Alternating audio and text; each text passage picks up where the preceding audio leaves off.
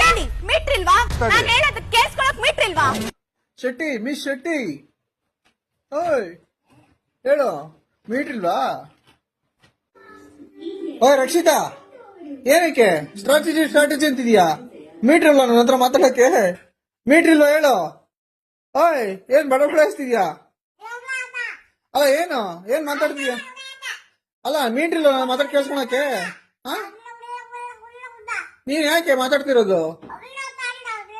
ಏನ್ strategy ಅಂತಿದ್ಯಾ? Metre ಇಲ್ವಾ ಮಾತಾಡ್ ಕೇಳಿಸ್ಕೊಳಕ್ಕೆ?